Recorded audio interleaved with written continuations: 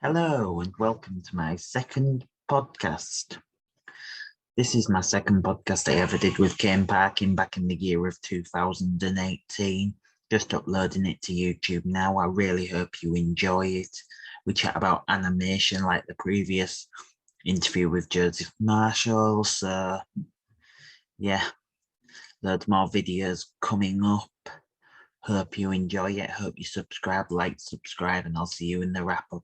BL out.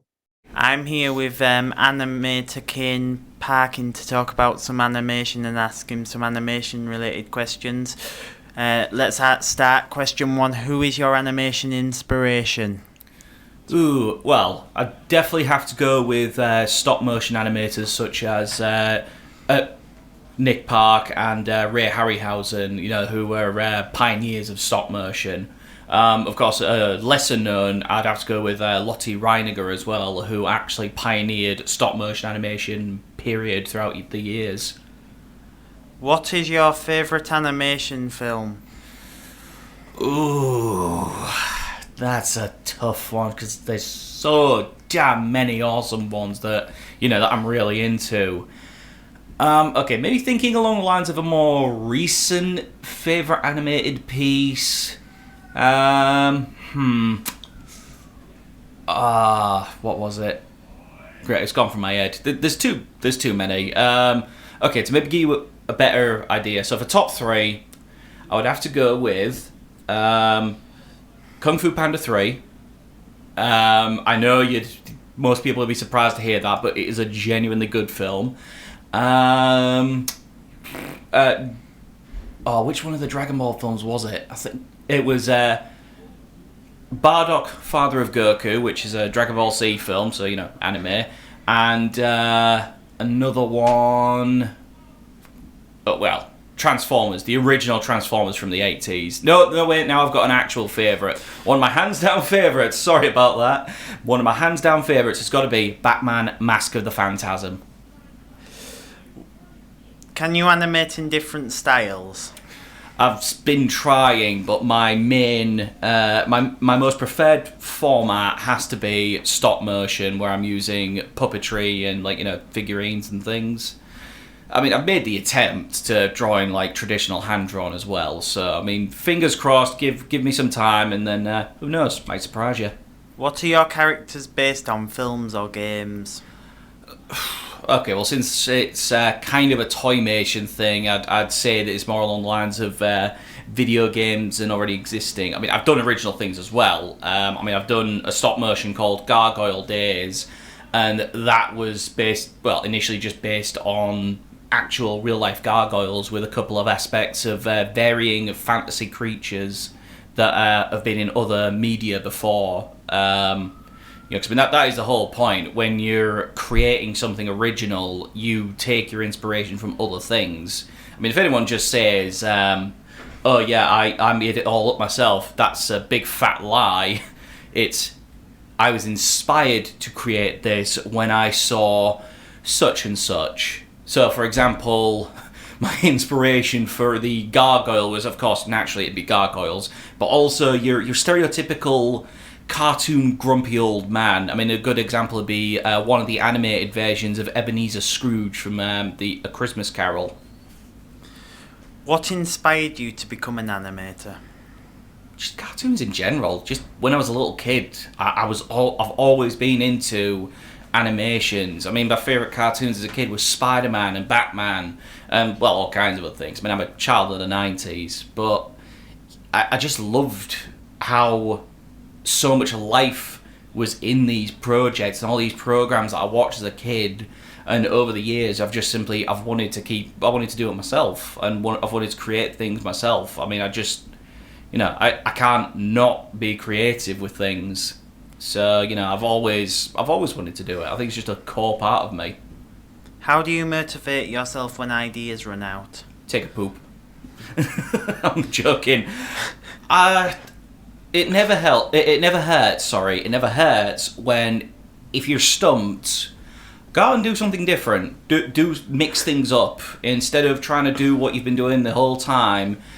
it can either just be you decide to either draw something different, or you just go out and just do something that you normally would not do. So, I mean, take a walk in the park if you've been crammed in, like, you know, somewhere for a long period of time. Or, I mean, one of the inspirations for something I've tried to work on before, when I was doing my degree, I just took the dogs for a walk. Like, that was it. I walked my mum's dogs. So sometimes you can either be watching something that'll inspire you, or you can just do something that'll inspire you. What are your strengths and weaknesses in animation?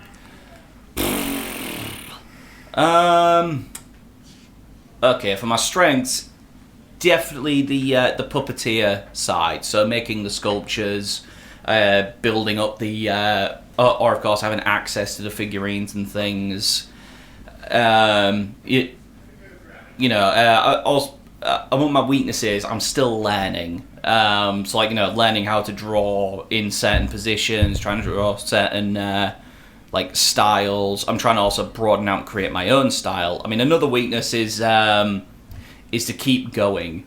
You know, so try not to procrastinate, but also, you know, not just motivate yourself, but also trying to come up with something original and making it not complicated. That is my greatest weakness. When I think of an idea, I end up I used to. I've tried to not do it as much, but I used to go completely grand scale, think Hollywood blockbuster, thinking you can pull it off easy. But no, I don't do that anymore. Well, I try not to, but, you know, I've learned that you think big, then you compress it. You try to make it doable.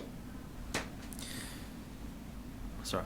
What software do you use to animate?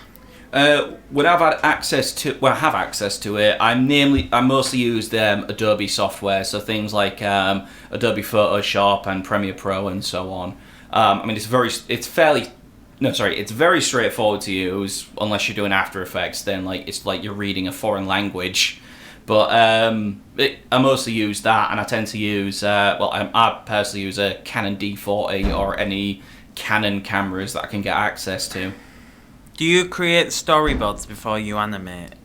Absolutely. I mean, if you just ready, fire, aim, then you're going to be in a lot.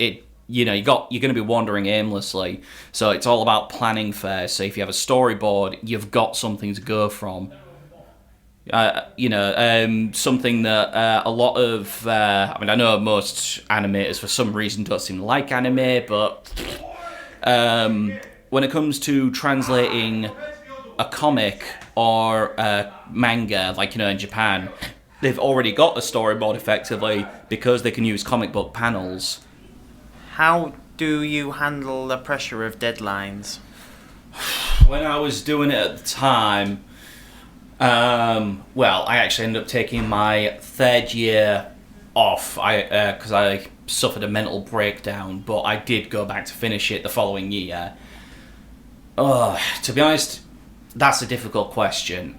You know, really, it's one of those things where you have to find your own way. But to quote my mother, if you stay organised and you plan, then you should be you should be okay. But don't devote yourself entirely to the work. I mean, you have to take a regular break, and you try and plan your day out. So do work for so long.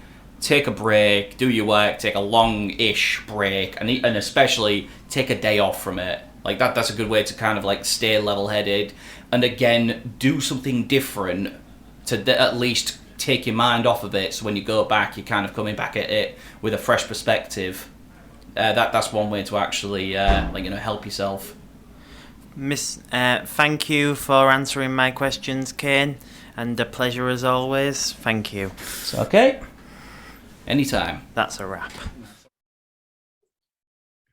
That was my interview with legendary animator Cain Parkin. Hope you enjoyed it.